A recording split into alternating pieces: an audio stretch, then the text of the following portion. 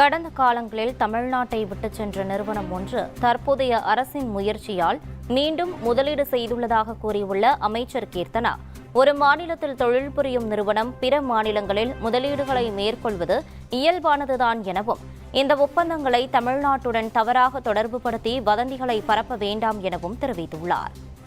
August 13, 2026 வெற்றி தமிழ்நாடு மாநாட்டில் ஒரு எம்ஓஏ சைன் ஆச்சு. சுஸ்லான் என்ற நிறுவனம், அதே நிறுவனம் ஆந்திராவில் கிரவுண்ட் பிரேக்கிங் பண்ணாங்க ரீசெண்டாக.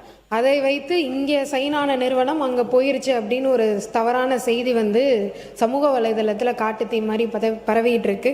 இளைஞர்களோட மன அமைதிக்காக இந்த விதி கீழே நான் திருத்த விரும்புகிறேன். 2006ஆம் ஆண்டு கோயம்புத்தூரில் சுஸ்லான் நிறுவனம் தனது உற்பத்தி நடவடிக்கைகளை தொடங்கியது. காற்றாலை எரிசக்தி துறைக்கு தேவையான foundry costings and control panel மற்றும் கியர் பாக்ஸஸ் ஆகியவற்றின் உற்பத்திக்கான வசதிகள் அங்கு அமைக்கப்பட்டிருந்தன. 2011 முதல் 2020ஆம் ஆண்டு வரையிலான காலகட்டத்தில் கண்ட்ரோல் பேனல் மற்றும் கியர் பாக்ஸ் உற்பத்தி உள்ளிட்டவற்றிலிருந்து படிப்படியாக விலக்கிக் கொண்டது. அதே வேளையில் தனது துணை நிறுவனமான SE ஃபோர்ஜ் நிறுவனம் மூலம் ஃபவுண்டரி உற்பத்தி நடவடிக்கையை கோவையில் தொடர்ந்து மேற்கொண்டு வருகிறது.